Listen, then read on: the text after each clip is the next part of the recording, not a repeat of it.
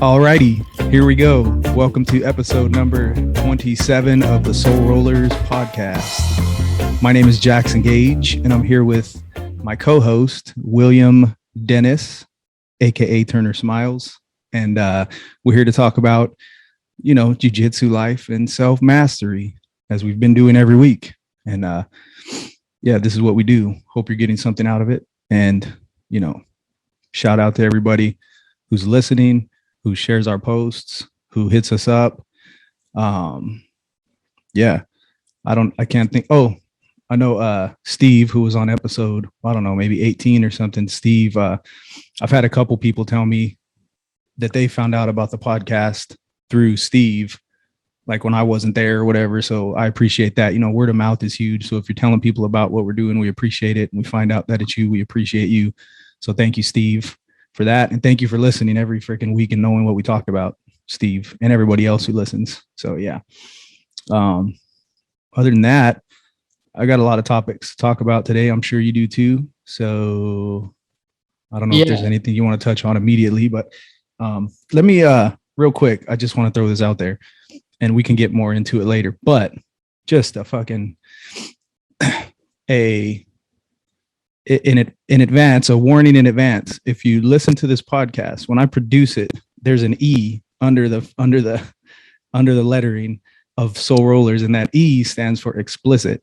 That's because, especially me, I curse a lot when I talk, and it's just who I am.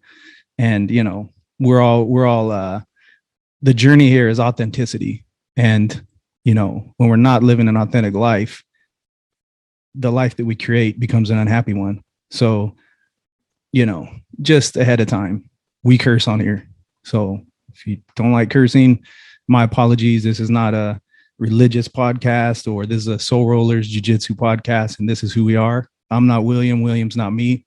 But because of Jiu-Jitsu, well, me and William's friendship goes beyond Jiu-Jitsu. But one of the things we like to highlight about Jiu-Jitsu is that it doesn't matter who you are. When we get on the mat, when we get on the mats, the judgments go away. You can be who you are. You can be a doctor. You can be an engineer. You can be a dope dealer. You can be a gangster. You can be a cop. You can be a teacher. You can be a Christian. You can be an atheist. You can be a spiritual person who's on the path of inner growth. You can be a person who never questions anything and isn't on any type of growth path. But when we get on the mats, we respect each other and we love each other and we don't judge each other. And that's the beautiful thing about jiu-jitsu. So, I'm always going to be myself and speak my mind and speak my truth. I love everybody the same. I love everybody the same in jiu-jitsu, outside of jiu-jitsu. I want people to be themselves. If I offend anybody, that's your own inner work. If you're getting offended by my words, you have to look inside of yourself and see what's touching inside of you, because I'm going to speak my truth and William's going to do the same. So anyhow, with that being said, how's your week, William? It's getting up there. It's getting busy. But on what you shared, I think along that journey towards authenticity is a very challenging one. It's kind of like beginning jiu-jitsu. It's a rough path. You're gonna bump heads. You're gonna find offense. You're gonna give offense. You're gonna get upset. You're gonna be hurt. You have hurt feelings. You're gonna hurt other people's feelings.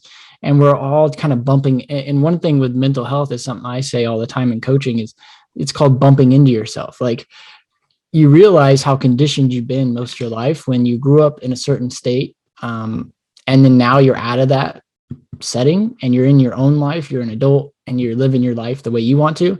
You start to bump into yourself because some of those old conditioned beliefs begin bumping into your new way of living and showing up. And I think that's why we do this podcast, is to reveal that to our own blind spots to ourselves and become better for it. And that comes from connection and community with other people, like you're saying, on the mats. There's very different experiences bringing people together in jiu-jitsu for different reasons, different motivations, different body types. Everything is so different and diverse.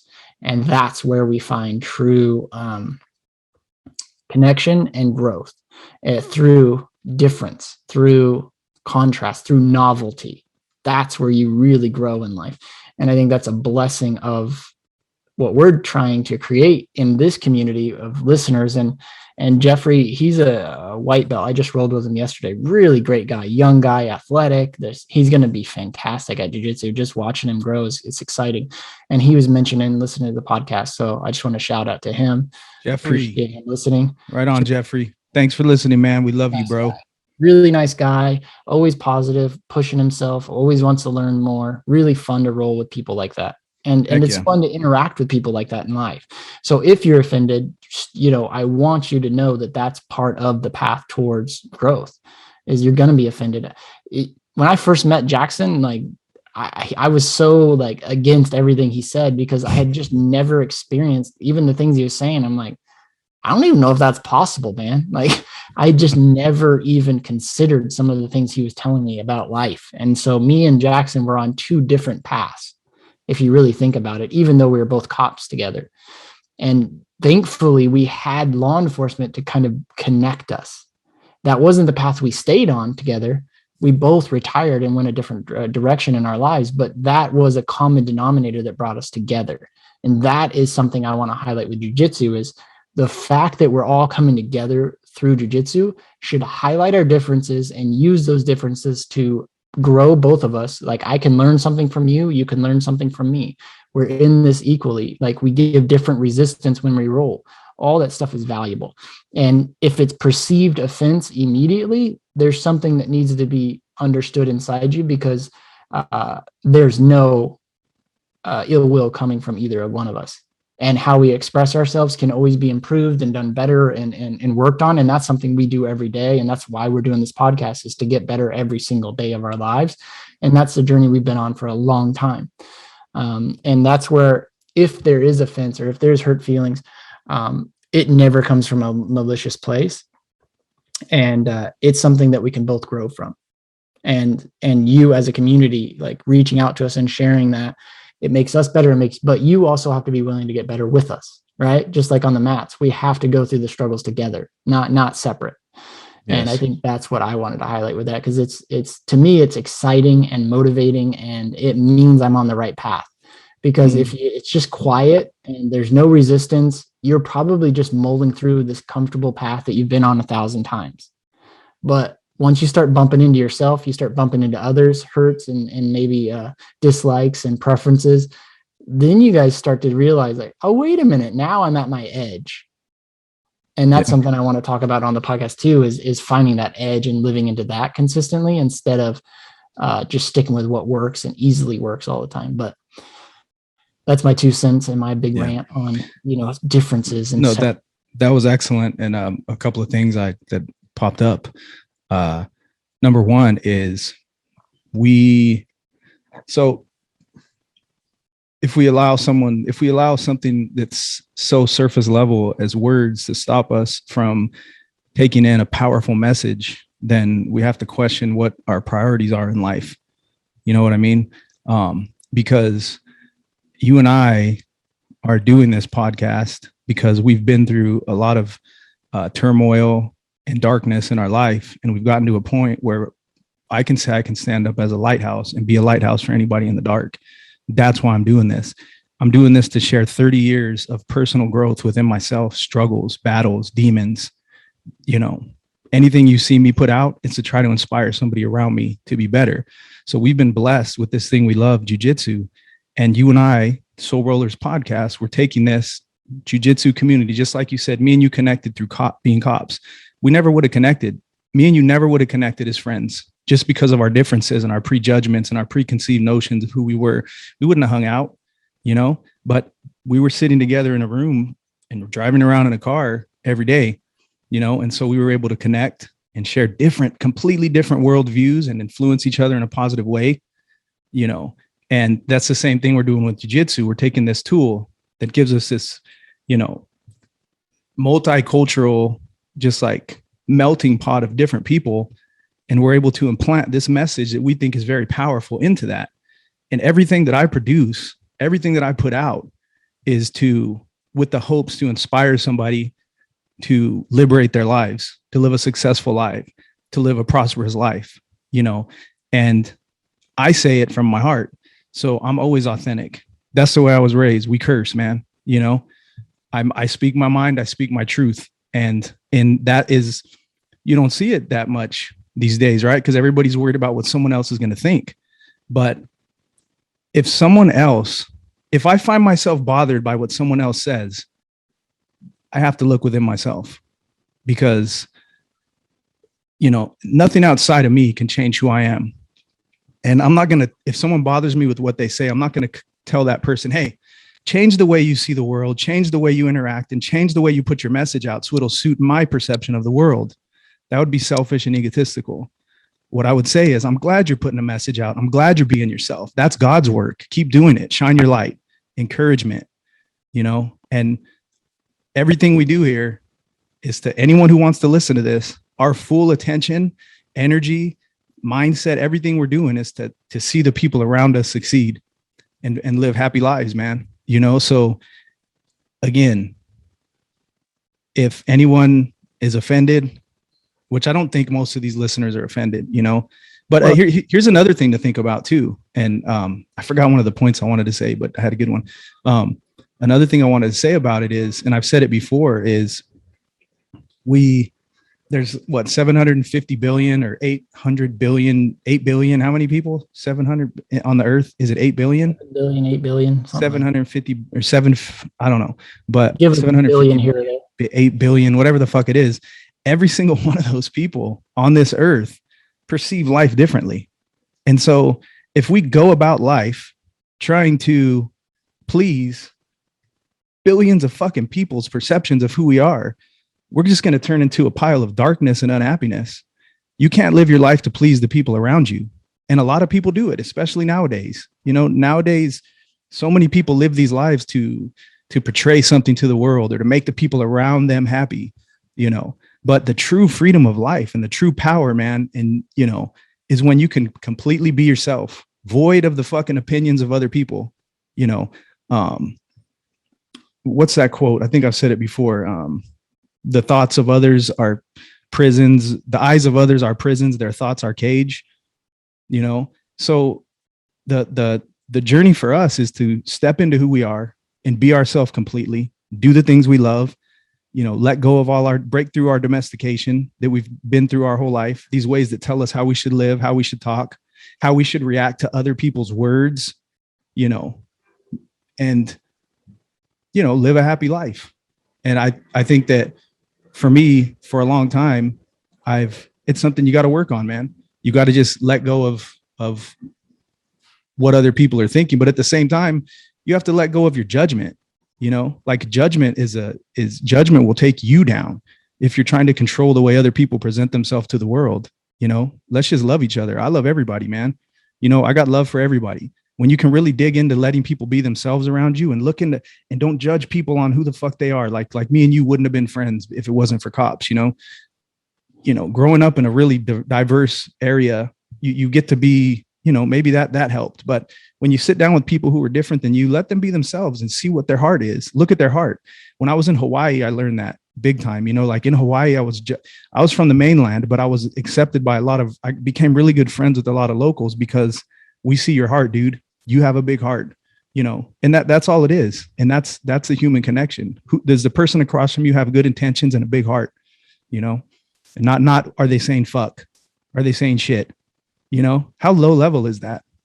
So, well, that is a judgment in of itself too, because we can get caught in defending ourselves as far as from judgments becomes judgment. So that which you hate becomes, and you're reactive to, can become your tool to grow as well. So my point is kind of, and this is one of the things I love about our friendship, is seeing things differently, because then we're not stuck in one way of seeing it. We're always more expanded because of the two different perspectives you and I hold and share with each other openly, without judgment.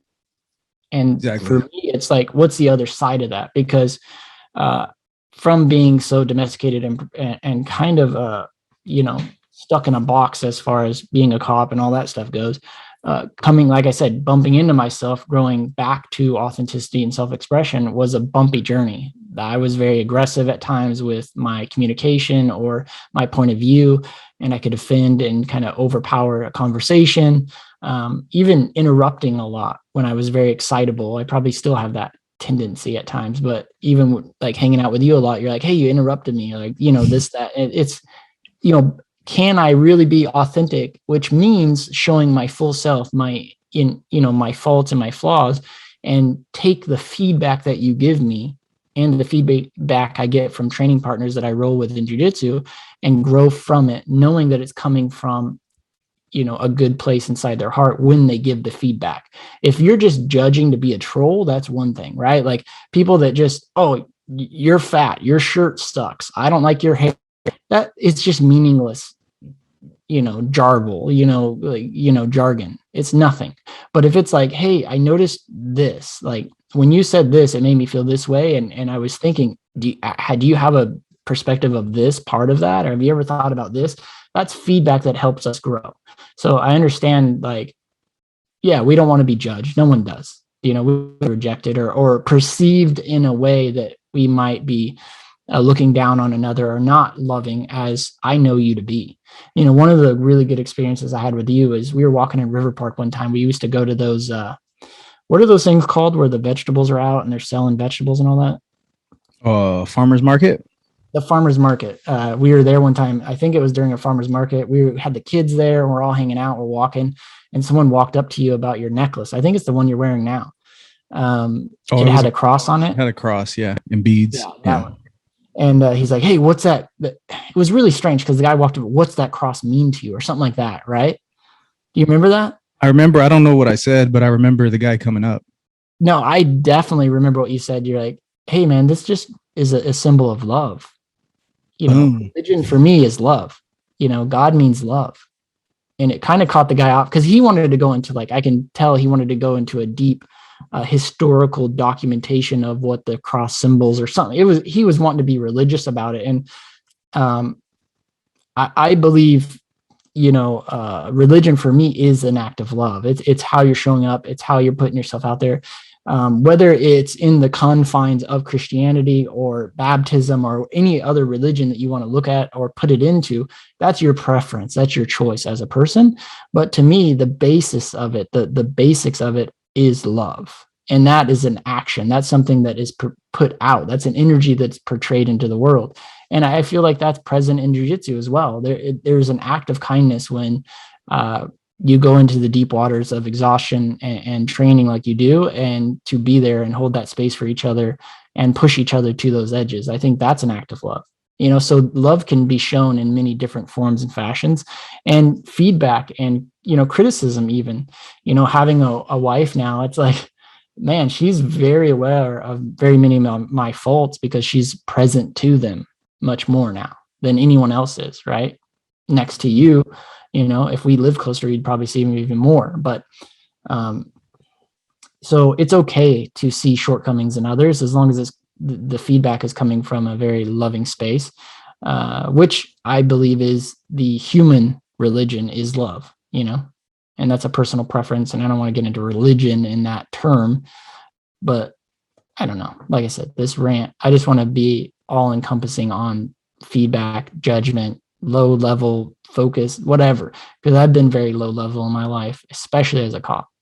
And that's something moving forward. I'm excited to be able to see the world differently, interact with people differently, accept people for who they are. And I still get issues with like loud rap music, still kind of like gets me edgy only because I was a cop. That's it.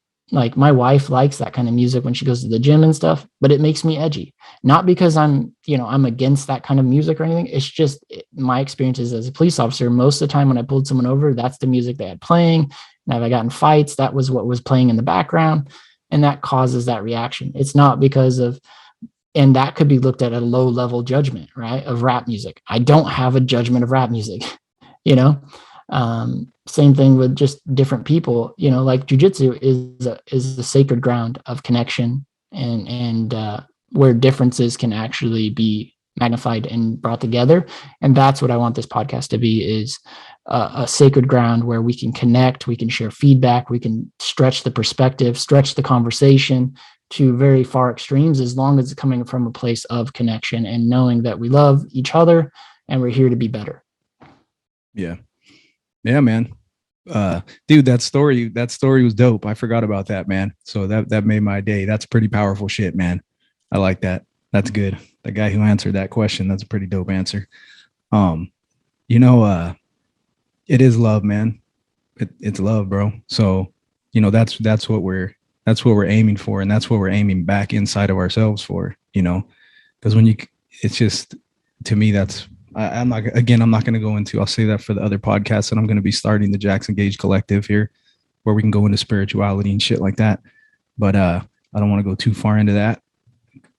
I mean, it's hard not to, because as you know, as you really dig deep into personal growth and prosperity, all these guys, from everyone you read, it all leads back to the one source. Everything you read about prosperity really leads back to love. So, and higher consciousness, but we can talk about that on another day. But as far as, there was something else I wanted to touch on. Oh, yeah. Here's the other thing. It's good. They say you really know that you're starting to get outside of your zone a little bit when you start getting critiques, like that's where you should be. You're not touching enough ears if you're not getting critiqued. You know what I mean? Like, as this podcast grows, we're going to get more and more critiques, and because you can't please everybody. And so all you can do is be yourself and be happy with that. And when you love yourself, then you really don't give a fuck about what anyone else thinks, So, I mean, I don't. So, I'm not ever going to like tiptoe around any topics, or I'm not going to tiptoe around something to like not bother somebody, or obviously I'm not going to put anybody down and judge them and shit. But at the same time, I'm not going to tiptoe around topics with this whole new cancel culture shit that's going on in the world. And, we're going to go ahead and ride that wave with honesty, integrity, and truth. And if someone doesn't like it, we need to get back to a point where we need to get to a point where people love themselves so much that they're not offended by the actions of others, because being offended by what someone else is saying and how they're living their life is just a weakness, because when you love yourself, you don't worry about that shit. You're in love. Life is good. You love yourself. Everyone can be themselves, and the other thing that was, I just want to make a point about the story I told last week about the two things. One, when I'm telling a story, I like to add comedy. I like to add comedy. There's some comedy to it. So everything I say, there's some fucking satire to that. There's some sarcasm to the fucking stories. Like the story I told last week when I was in the fucking code 3, I'm fighting these guys. That part was real. I didn't turn around and she wasn't really doing her nails, but a couple people hit me up and they're like, I can't believe she was doing her nails behind you. I'm like, bro, that was like part of the joke. Like that was part of I'm throwing the joke in. She wasn't really doing her goddamn nails. But with that, I just wanted to add, because again, I don't want to continue I'm not going to tell stories over and over and then back up what I said to make somebody feel better, but I'll do it this time. Just to be clear, when I started that story, I said, there are some female cops out there who are freaking down to die for you, man. Just like there's male cops that I didn't want to, there's male cops and female cops that I wouldn't want to be in a car with. There was a lot of male cops as well that I would be like, man, this guy's just going to get me killed. He's not going to let me do my job. He's going to be scared. They're scared cops, and I don't want them in the car with me, whether they're a male or a female. Has nothing to do with their male or female, and it just happens that on that story, if you guys want to listen to the story, it's at the end of the last episode where I had to tase this big, huge guy. And my partner was this female cop who was like really into beauty and shit. And she wasn't really into fighting. And we got ourselves in a sticky situation. That's episode 26 at the end there. But, it just so happened that on that night, that cop that I was with, she wasn't somebody who was, who I felt really safe with. So that was just my truth. And if anyone got offended by that, then again, work on the self-love thing and don't worry about what I'm doing, because I'm out here, put yourself out there. Here's the thing, man. Me and William, we're putting ourselves out here. For one, that's a thing about critiquing. If you're not in the arena, then you should be zipping it. You know what I mean? Like when I see somebody putting themselves out and sharing some type of message with the world, all that I want to give them is encouragement. It's not my place to judge, but there are people who take the role of the person in the stands, and that's their life. They don't want to do anything other than live a domesticated life and not be that happy and not make any difference in the world. And they want to judge the people who are out there fucking with the blood, sweat, and tears, the people who are putting it on the line, the people who are putting themselves out to affect change in the world, to make a difference. My goal while I live is to affect the people around me in a positive way. That's always what I want to do, inspire somebody to be better. And if somebody wants to find some type of, critique in that, then maybe they should put themselves out there and share their message instead. Be the change you want to see. Don't try to change the people who are out there making change. Be the change you want to see. So that's my message to you. I have no ill will to anybody. If I offend somebody, I don't even know what the offending certain communities, this, that, and the other. Again, I got love for everybody, man. So if you hear me tell a story, then, I don't know what to tell you. So anyhow, that's my idea on these critiques and stuff. It's really just a matter of, because you can't sit here for an hour a week and talk your truth and fucking not offend somebody, unless I were to sit in a box, like William, unless I were to, okay, William, I'm going to start being fucking Mr. Rogers, bro. I'm going to come on here with a sweater. I'm going to like just not curse and try to please everybody. And you know what would happen then? I would offend other people. Other people would be like, this guy's fake. This guy's fucking fake, and that's the beautiful thing about authenticity. Like John Lennon said, speak your truth. You're going to lose a lot of friends, but you're going to gain the correct friends, and when William speaks, he's going to attract a certain group of people, because our vibe does attract our tribe. It attracts the people around us. So William's going to attract a certain type of person, and I'm going to speak and I'm going to attract a certain type of person. And my message is going to inspire those people. And William's message is going to inspire the people he attracts, because he's being himself, and we can only do that and be powerful as humans if we're speaking our own truth and we're not being pussies. So there, if I offended you, don't be a pussy and don't judge people who are out here doing their thing, because it makes you look like a pussy. So with that being said, I'm going to try my hardest not to offend anybody, but I do not care if I do offend anybody. So that being said, again, I love you guys, whoever's listening. I love you, William. I love the listeners. I love everybody. It's all about love, love, love. Only love enters here. Deep breath.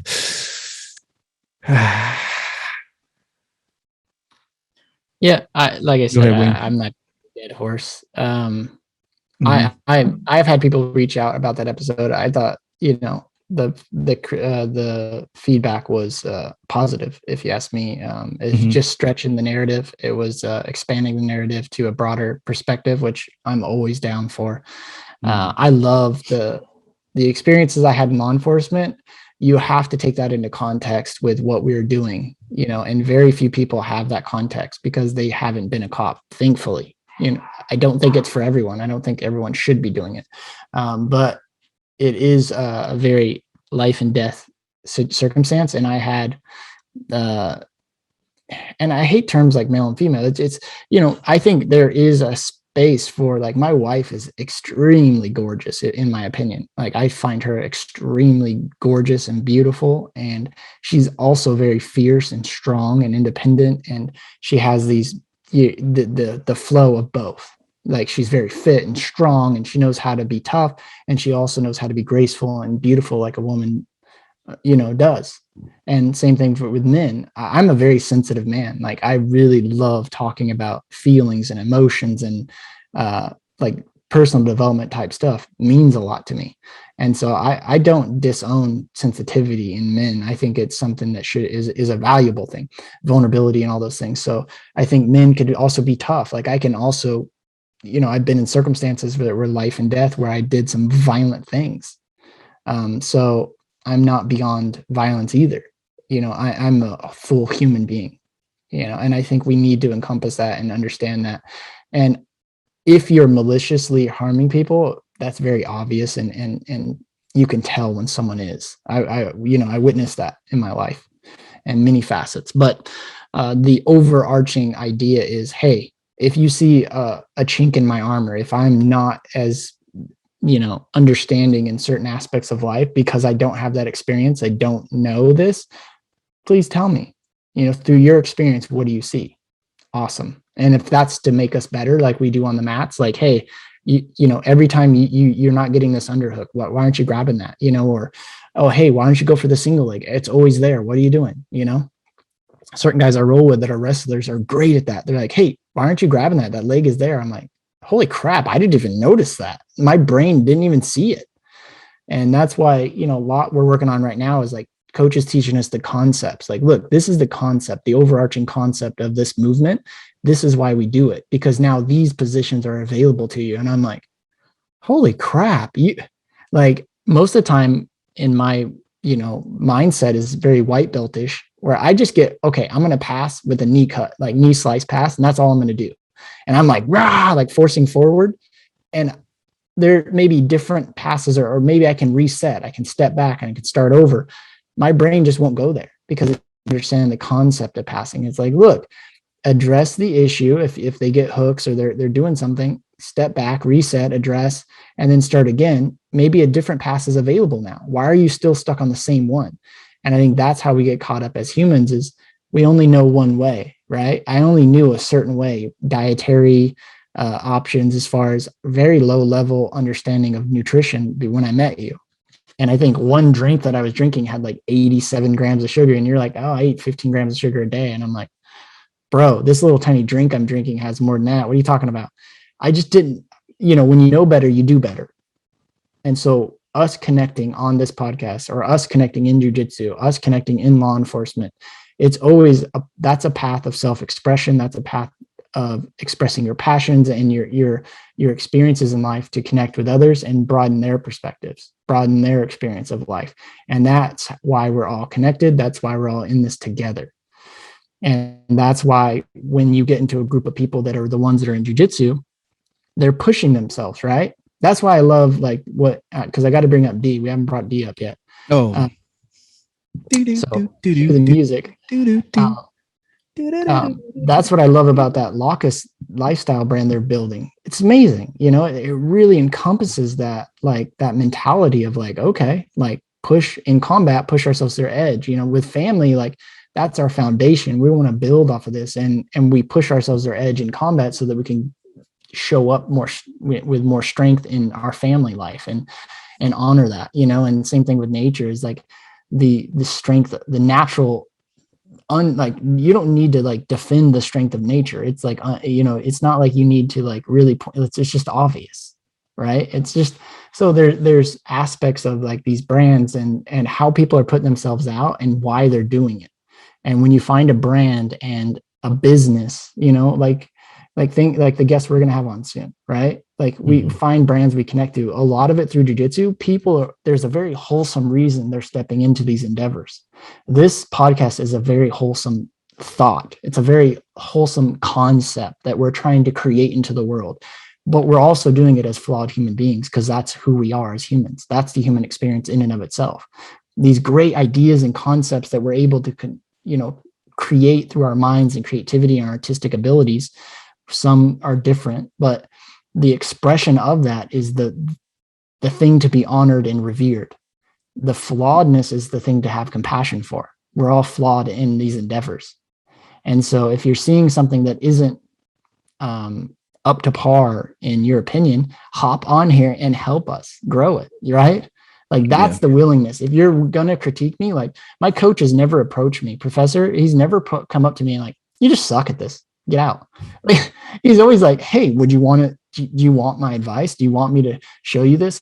Can I help you in this area? I'm like, well, hell yeah. You know what I mean? And that's what we need to realize is the people that we're creating through this community, we're all here to help each other grow. Right. And it's not in the moment of the role of the struggle. Right. You know, coach pointed that out to me one time too. And maybe you've had this experience where when you're rolling with someone, they're trying to give you advice as you're rolling. And coach has told me, he's like, don't be doing that. Like wait till afterwards and then ask them if you could show them something. And that's when it'll really process. Cause in the role, they're not going to hear you very well. You know, they're trying to do something. And I'm like, you know, that makes sense. Really having a good state of mind to be able to listen from is important too. So as long as the offense is one of, hey, this is edgy for me, hell yeah. If I say something that just seems rude and coarse and crass and just mean spirited, let me know that too, because that would never, I would never have that intent. I'm just not that mean person. I've tried to be a violent person. It's just not for me. I'm a very loving, sensitive person. I enjoy being kind to people. It makes me freaking happy. I just love that shit. Like pumps me up. Like I love spending time with people and telling them how awesome they are.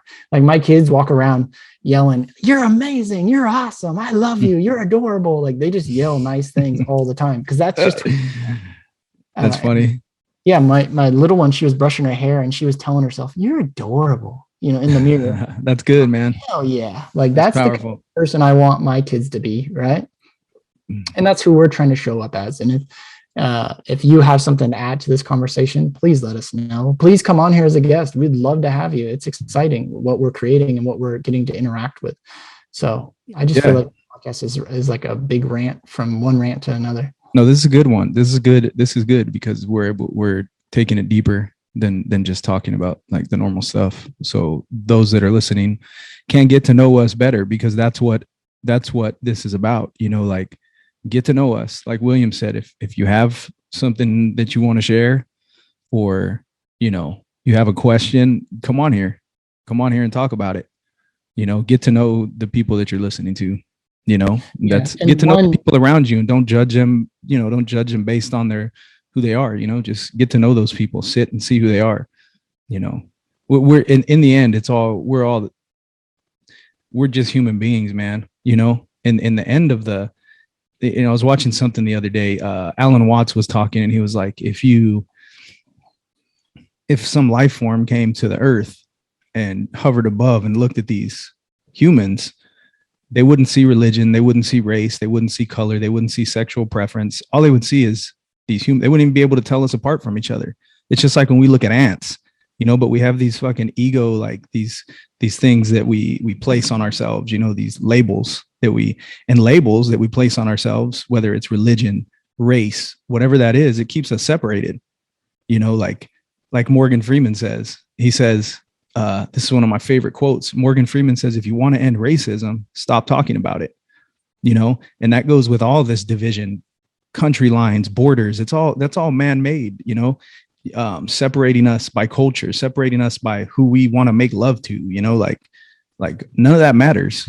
We're human beings and we all have hearts and we all have struggles and we all have our connection to the infinite wisdom of love and God and what we are. We're all connected, man.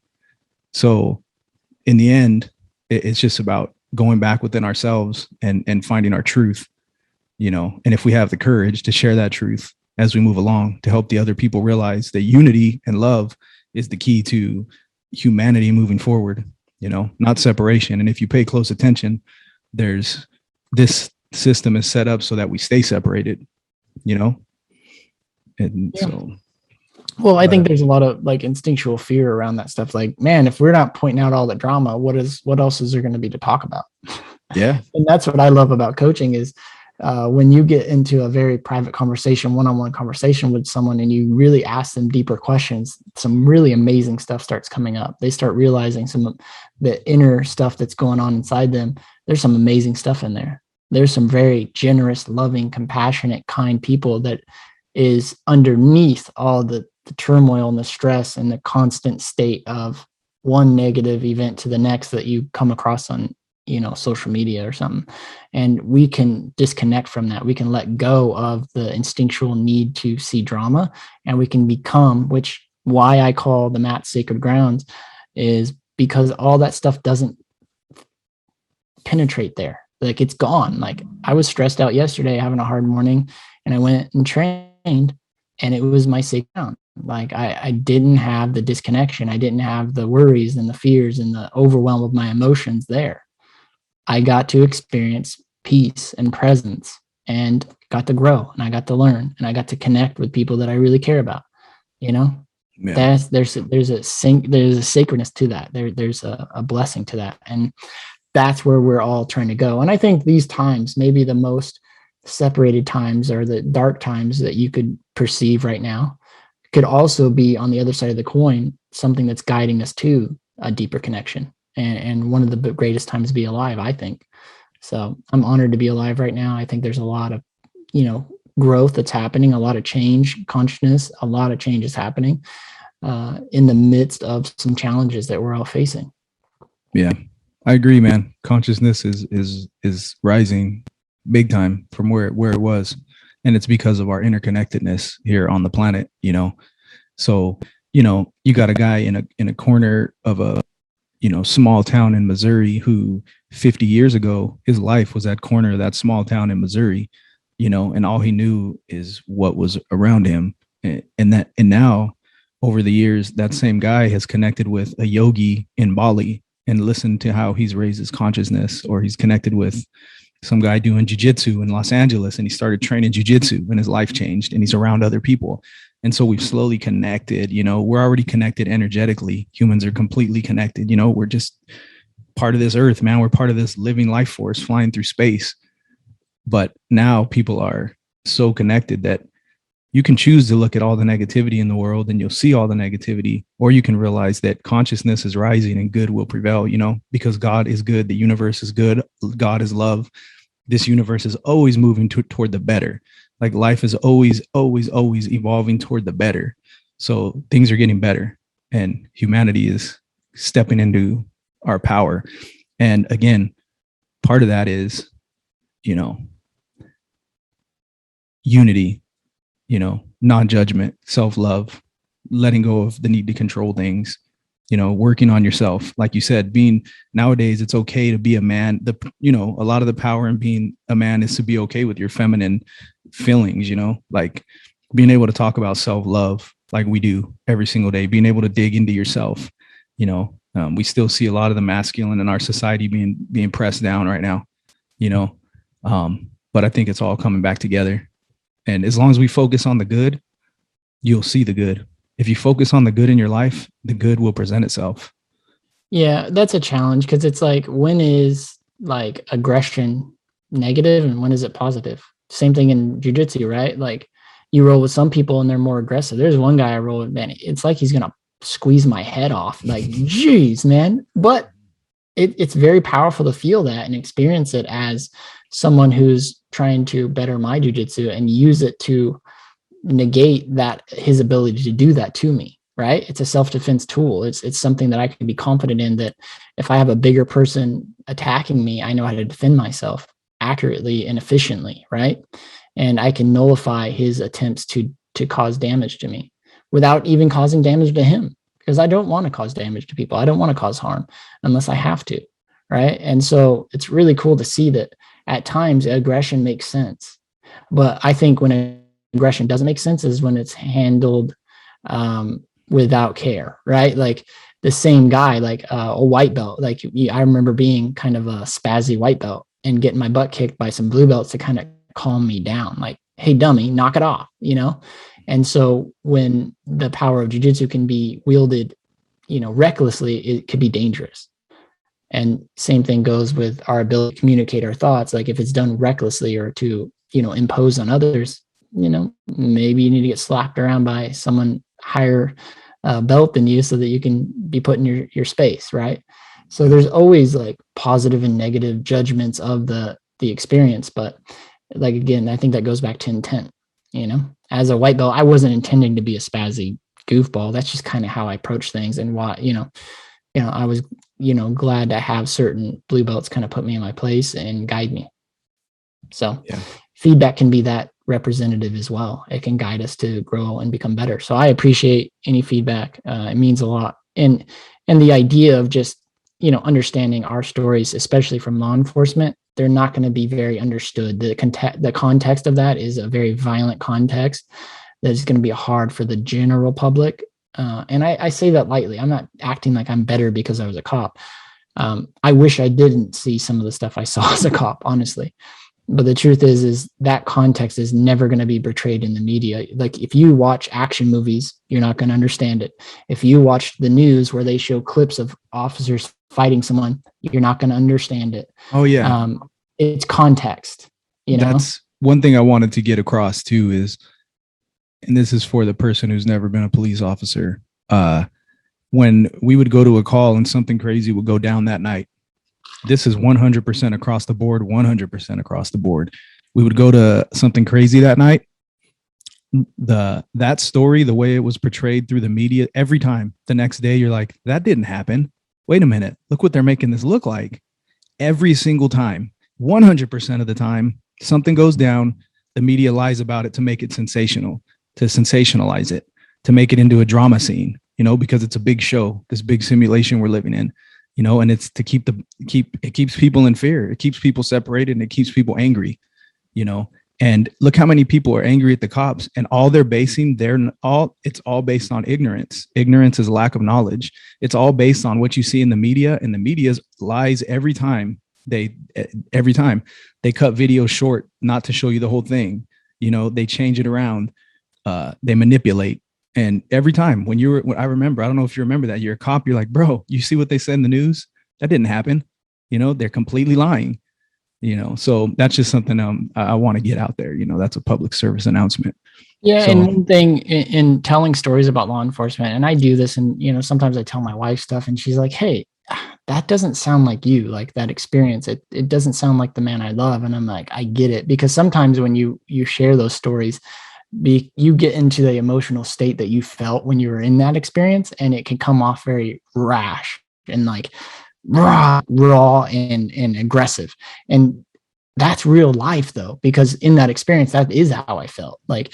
But during those experiences, I had some very violent experiences where Jackson was there and he participated in the violence, but he was also a human being that saw the person that we fought with as a human being and treated them well afterwards. You were very kind to people afterwards. And that's something that should be known about you. Like, even if you portray yourself in these stories as aggressive and stuff like that, and you were very aggressive, like well-trained cop, but you were also a very kind human being that treated people with respect. Oh yeah. And a shortcoming in my part was I was very focused on the job and not on people. And that's something I learned from that experience in PTSD is people are what matter, not things, not, circumstances, people, and how you make them feel matters. And that's something that I look forward to in my family and in my home life and jujitsu and my work life. Everything I do, I want people to know I care. I want people to know that I love them and I love life and I love the fact that I get to connect with people on a daily basis. Like, it matters to me. And I want people to know that when they walk away from talking to me, like, dang, that guy really cares, man. And circumstances as cops aren't always portrayed that way. Maybe a cop doesn't care anymore. He's so burnt out and stressed out and so violent and overwhelmed by that I shut down, man, emotionally. I didn't care if people were hurting and stuff like that. And I didn't like that experience as a human. But something I saw is you were always kind to people, and that never gets portrayed in those violent stories we share sometimes. Oh yeah. Sometimes the triggering event in the explanation of the story is the fight and the violence, but there's some kindness afterwards, and isn't portrayed all the time. Yeah, that's a good topic. Real quick, we got some time. Yeah, we got a little bit of time. On that topic, there's a couple things that I want to touch on. One is, I think that as far as the way you treat people, the neighborhood, like, I grew up in East Fresno. I grew up on the east side of Fresno, and the East Fresno known for gangs, drugs, violence, at least when I was growing up there. I don't know what it is right now. Maybe Fresno PD got a handle on it. I don't know. I doubt it, but that's where I grew up. And so I grew up with everybody, I grew up around all kinds of people, man. Like I said before, I was a minority in middle school. I was the minority in high school. So I was around everybody, every culture, man. So you learn to interact with those people that are not the same as you. You learn to interact with the gangsters. You learn to interact with different cultures. There's so many cultures in Fresno, especially there, Southeast Fresno. And what an amazing experience. You eat different foods. You try stuff you've never tried before, and you get to know people for their heart. And then I would get in the police vehicle with a guy who grew up in Clovis, and he's never been anywhere but Clovis. And, Clovis is Whoville to me, and he's been in Clovis his whole life. And every fucking minority he sees is fucking dirty. I've experienced that. All those guys are dirty. Why? Because they're fucking black, bro. That doesn't make them fucking dirty. This is the truth. I remember that clearly, like, car full of black kids fucking driving. They look like they're about to go fucking maybe play some video games or grab some food. And the guy in the car is like, oh, they're dirty. Like, bro, every fucking, everyone different than you isn't fucking dirty, bro. Like I had to give him a talk. Like I had to fucking learn his ass, And I think that's one of the things that I think would help policing. If you get people who have experienced other cultures more and are able to talk to people. I would go to calls in my beat, and these guys who wouldn't talk to any other officers would ask for Gage. Where's Gage? I'll talk to Gage. Why? Because Gage treats people good. Even, and this is like, we had me and I won't say his name, me and one of my good partners who also learned how to treat people good from riding with me, and I'm not trying to brag, but I watched him change how he talked to people. And because that's everything, how you treat people. And we had these one kid, like there was this gang called TRGs, and and we knew him well, man. We would pull up in our car. Hey, Gage, you want some fucking barbecue chicken feet and shit? And I'm like, nah, I'm not gonna try that shit, but it looks bomb. And one kid leg bailed from us one time, and he ran. We pulled up and he ran. And my partner caught him, and then I caught up to him, and he saw us, and he was like, right when he saw us, he was like, oh shit, Gage and so-and-so. I wouldn't have run if I knew it was you guys. It's because it's how you treat people. We've gotten fights with people. Dude, 90% of the time you get in a guy fights with you, he's whatever, parolee, freaking lifetime gangster, especially the OG guys. Afterward, you get in a fight. It's just like jiu-jitsu. You got in a fight. I go to the back of the police car. Hey, you all right, bro? Yeah, I'm all right. Yeah, you got me, man. I fucked up. Yeah. You got the best of me this time. All right, bro. Well, take care, man. Take care of yourself. Give them a talk, get your shit together. And you just treat people good. I got to do my job, and I got to be aggressive when I do it. And I'm going to fucking, lay down the iron fist when I have to.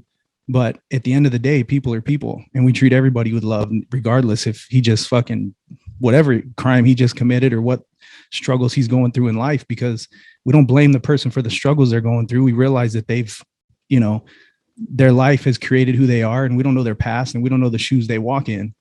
So that's why we look at everybody with love, and we treat everybody with love. And, that's where our whole message comes from in this podcast, and everything else we're doing is let's help people succeed. That's it, man. Let's help everybody fucking find liberation and success in their life, and let's treat people good. And if you can't see that, then, I love you anyway.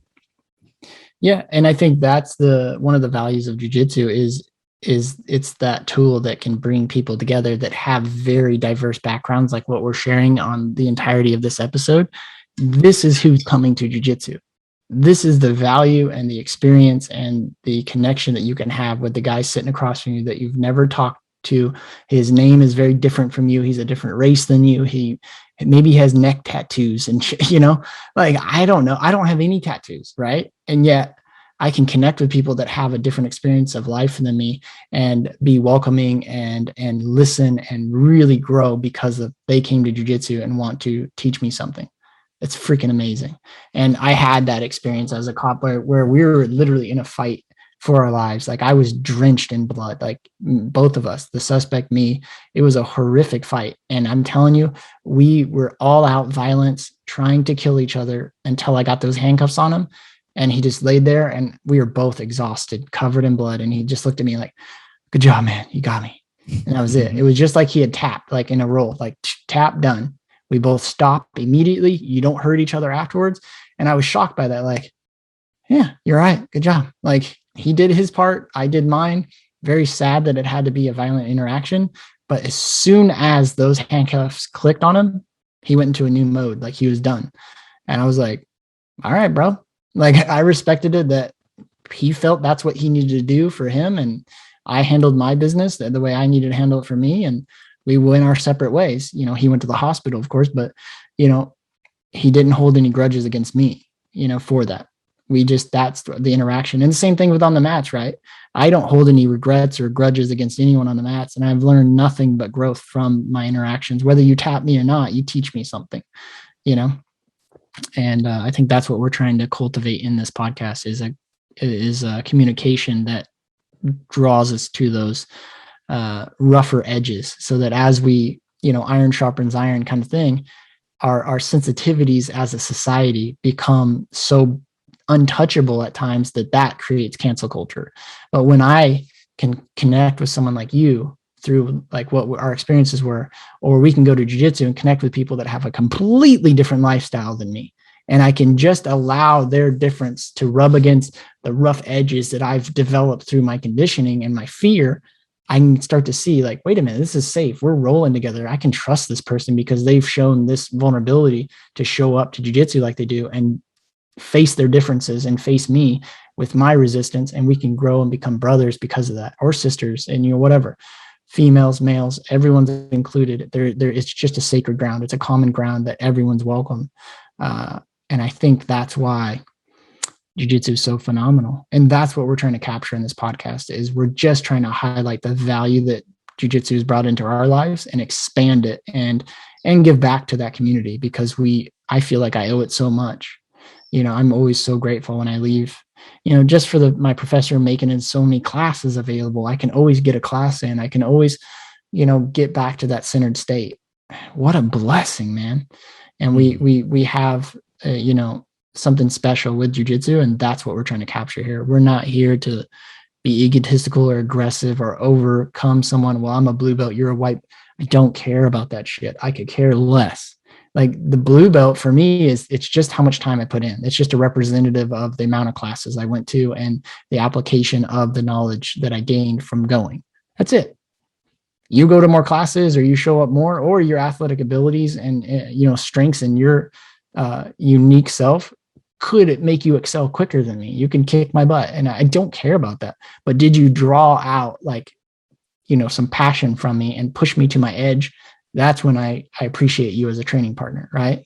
Just like I appreciate you as a friend when you draw out, you know, some edginess in me, like, hey man, have you thought about this? And I'm like, oh, I don't like that shit, man. You're like, listen to this. You know, one thing that's funny for me is I grew up in the country, kind of like, you know, I wasn't that friend that you're talking about from Clovis. Like, the thing about me is I grew up in poverty, you know, so I experienced many different cultures and many different perspectives, because a lot of the houses we walk into as a cop, like, I saw myself, I'm like, man, I used to live in a place like this, you know? So I was always very compassionate to the kids and all the stuff that I was going to the calls on, because I was them, you know, I had experienced the trauma they're going through where their dad is hitting their mom and whatever, you know?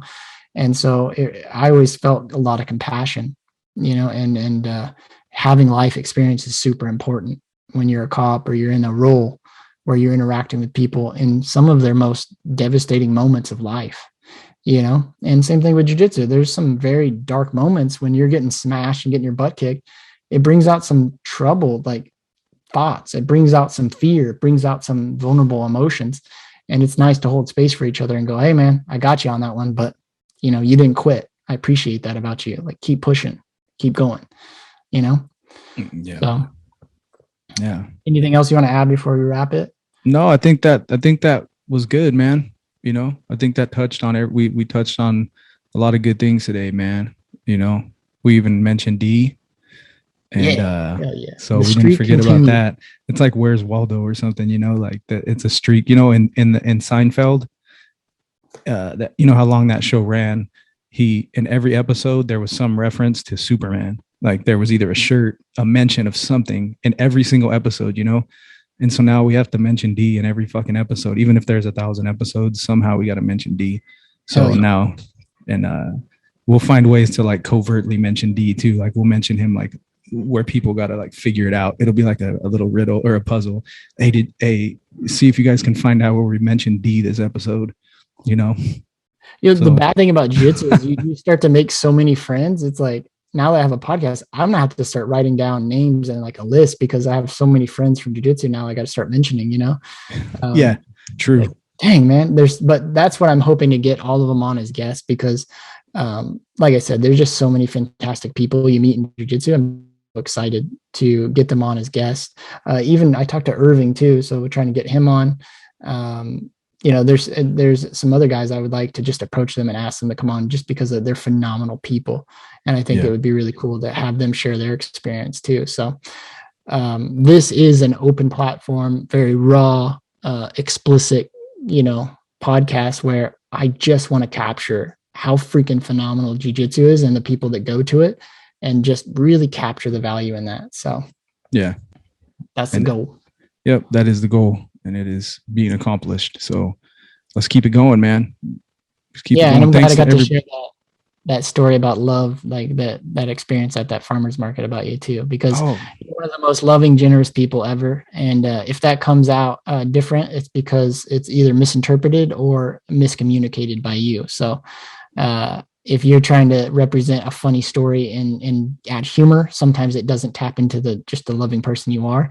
But I also want you to tell your funny stories, because you have like a comedic expression of stories that is hilarious. So thank you. Express all of it in all of its rawness, and we will continue to grow together through that. So thank you, man.